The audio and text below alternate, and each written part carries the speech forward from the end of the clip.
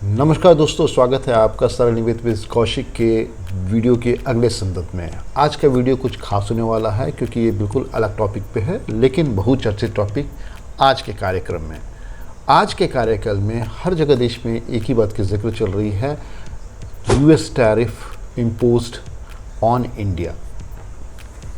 इसी संदर्भ में आज हम चर्चा करेंगे 3 प्रमुख बिंदुओं पे। Number 1, impact of US tariff in India year 2025। दूसरी बात, हाउ इंडिया में react on this US tariff on international level.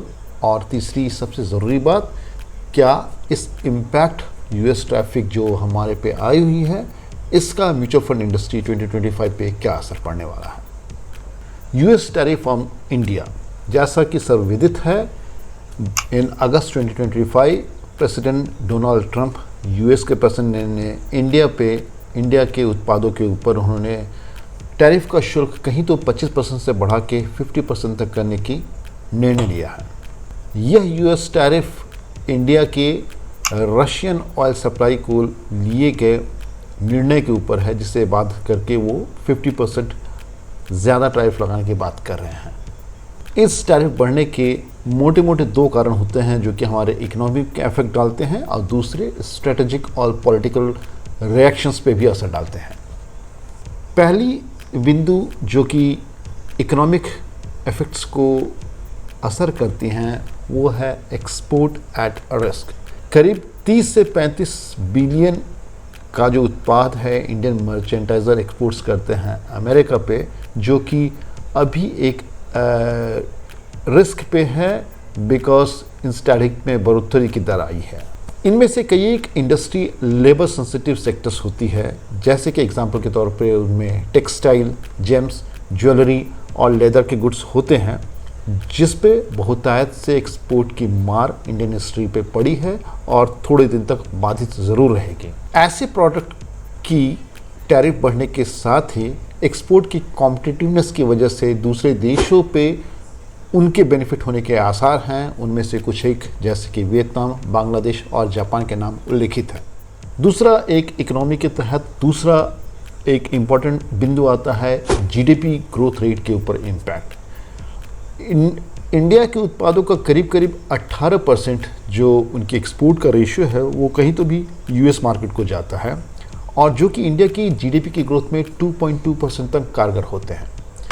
अभी फ़िलहाल यूएस टैरिफ की रेट बढ़ने से आप मान के चलें कहीं तो भी इसका स्ट्रिक्ट इम्पैक्ट आने वाले समय में 0.2% से 0.6% तक पड़ सकता है। इकोनॉमिक इफेक्ट के अलावा इस टैरिफ इंक्रीमेंट का दूसरा असर इंडिया यूएस के स्ट्रेटेजिक और पॉलिटिकल रिएक्शंस के बीच में भी साफ दिखता है। यहाँ तक इंडिया ने इस टैरिफ के रिस्पांस ने अपने स्टेटमेंट में इसे बिल्कुल ही अनफेयर और अनजस्टिफाइड बताया, क्योंकि ये रशियन ऑयल की जो ट्रेड है वो हमारी एनर्जी सिक्योरिटी के मद्देनज़र है और इसमें भारतवर्ष का ये खुद का इंडिपेंडेंट निर्णय है। अब तक हमने देखा कि ट्रंप की जो स्टीप टैरिफ का इफेक्ट इंडिया पे है, जो कि इंडिया के एक्सपोर्ट ड्रिवन सेक्टर के ऊपर एक सिग्निफिकेंट चैलेंज के रूप में दिखती है, और ये इकोनॉमिक ग्रोथ और मैन्युफैक्चरिंग एम्बिशंस को शॉर्ट टर्म में बाधा डाल रही है। और इकोनॉमिक फॉल डाउन की जो रिस्क आती है वो इंडिया के स्ट्रेटेजिक रीअलाइनमेंट्स पे भी असर करती है। सो इस सारे उधेड़-बुन के बीच में, सारे जदोजहद के बीच में ये इंडिया को रिकंसिडर करने पे मजबूर कर सकती है कि अपने बायलैटरल रिलेशंस को दोबारा देखें जब तक ये डिस्प्यूट सॉल्व नहीं हो जाता। अब बात करते हैं कि इंडिया किस अलग अलग बिंदुओं के तहत इस टैरिफ पे अपने पॉलिटिकल और फिनेंशियल दृष्टिकोण से उनको रिस्पॉन्ड कर सकता है।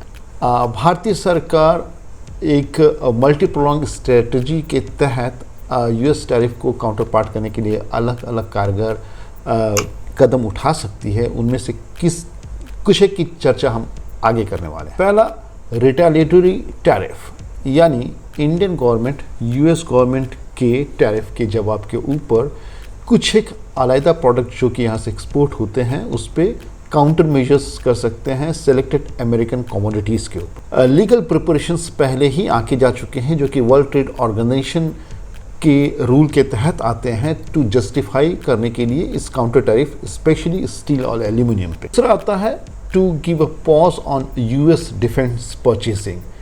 कई एक हमारे रक्षा समिति के निर्णय अमेरिकन कई एक डिफेंस डील्स के ऊपर फिलहाल पॉज कर सकती हैं, जैसे striker combat vehicles, javelin missiles और तो और बोइंग के कमर्शियल प्लेन। इनकी जो लॉन्ग टर्म ट्रेड की डील्स है फिलहाल गवर्नमेंट ने उनको पॉज करने का मन बनाया है। इस किस्म के डिप्लोमेट मैसेज जो हैं ये गवर्नमेंट को कहीं तो भी एक यूएस को एड्रेस करने के लिए एक अटेंशन का काम करते हैं।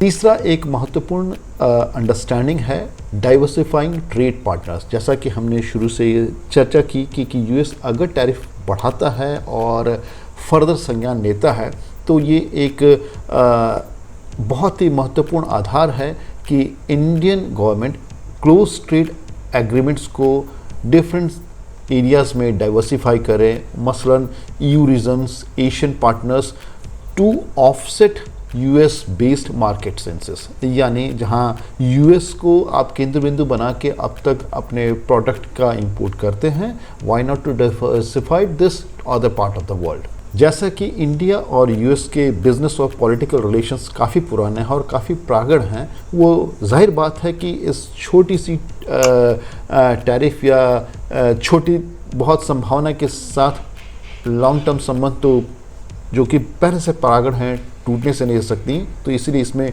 नेगोशिएशंस और सेलेक्टिव कंसेशंस की भी गुंजाइश रहती है। इसलिए इंडिया इसके ऊपर दोबारा कंसिडर करती है कि यूएस से एनर्जी और डिफेंस इंपोर्ट के अलावा पॉलिटिकली ऑफरिंग इस पे दोबारा चर्चा करें, हाउ टू स्टार्ट लिमिटेड विनिंगनेस। जैसे कि कई एक सेक्टर जो कि बाध्य में हैं, जो कि लेबर सेंसिटिव सेक्टर्स हैं, उनको फिलहाल ईज करने के लिए गवर्नमेंट में introduce some sectorial relief measures. इससे उन इंडस्ट्रीज़ को कमोबेश शॉर्ट टर्म में ईज ऑफ देने की ज़रूरत आती है। सो ओवरऑल इस डेफिनेशन में India is likely to balanced on assertive retaliation, targeted policy support, diplomatic engagement as a selective concession to safeguard economic and strategy interest। मतलब कि गवर्नमेंट का टारगेट लॉन्ग टर्म रेजिलियंस को prioritise करना रहेगा। इस बीच में अपॉर्चुनिटी तलाश करने की भी ज़रूरत है जो कि नेगोशिएशन के दौरान सॉर्ट आउट कर सकें और इमीडिएट क्राइसिस को डाइवर्सिफिकेशन से संतुष्ट किया जा सके। अब सबसे महत्वपूर्ण सवाल और उसके कुछ एक आकलन किए हुए जवाब, मतलब कि यूएस के इम्पोज की हुई इन टैरिफ से इंडियन म्यूचुअल फंड इंडस्ट्री सन 2025 में क्या असर पड़ सकता है। जाहिर बात है स्टॉक मार्केट वोलेटिलिटी और सेक्टर के पीयर प्रेशर के ऊपर इसका असर तो दिख रहा है। आपने करीब करीब पिछले 4 से 5 हफ्तों में कंटिन्यूस मार्केट में अलग-अलग थीम ओवरऑल सेंसेक्स में डिक्लाइन ज़रूर देखा होगा। सो 50% यूएस टैरिफ जो कि एक इंडिया की बेंचमार्क के ऊपर एक्सपोर्ट के कारण एक अच्छी ट्रिगर्ड लॉस को इंडिकेट करती है, जो कि कई एक sectors like textile, gem, jewellery, leather और केमिकल्स के स्टॉक स्क्रिप्ट के ऊपर एक डिक्लिनेशन देखनी पड़ती है।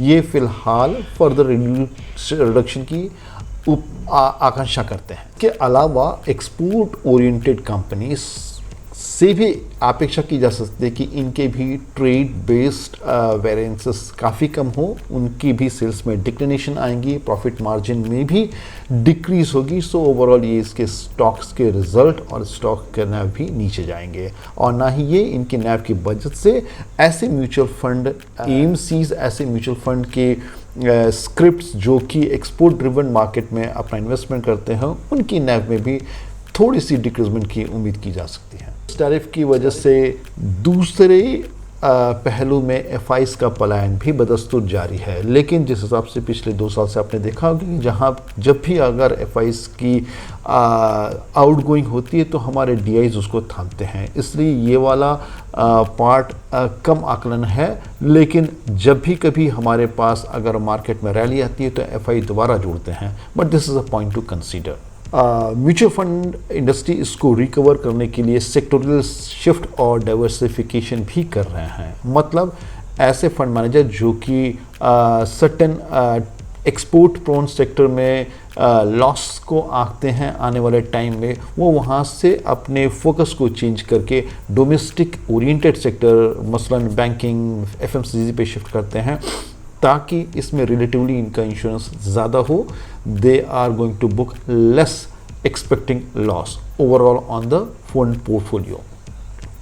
दूसरी ओर एक इंडिपेंडेंट इन्वेस्टर या म्यूचुअल फंड मैनेजर ऐसे टाइम में गोल्ड, सिल्वर या मल्टी एसेट फंड्स में डाइवर्सिफिकेशन की स्ट्रेटजी भी आंकते हैं। गोल्ड ईटीएफ और ऐसे इन्वेस्टमेंट पिछले 2 महीने में दूसरे प्रोडक्ट के मुताबिक कहीं ज़्यादा इंक्रीमेंटल वैल्यू साबित हुए हैं। अगर हम सारे तथ्यों का अगर निचोड़ लेते हैं, इन समरी हम बात कर सकते हैं कि ये जो यूएस टैरिफ है ये एक शॉर्ट टर्म में वोलेटिलिटी को लेके आते हैं।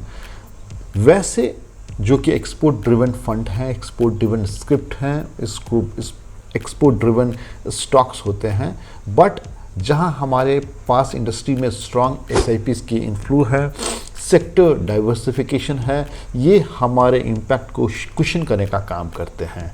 जैसे आज भी सलाह दी जाती है कि इन्वेस्टर्स जो कि इंडियन म्यूचुअल फंड में निवेशित हैं उन्हें अभी अपने लॉन्ग गोल्स के लिए they still need to be focused, they still need to be diversified, और डाइवर्सिफाइड फंड में ही उनका एक्सपोजर होने से they don't need to have any sort of panic. But export driven fund में ओवर एक्सपोजर से बचना चाहिए जब तक कि ये ट्रेड कंडीशन स्टेबलाइज नहीं होती है। सो इसलिए आप अपने और अपने निवेश का रखें ख्याल।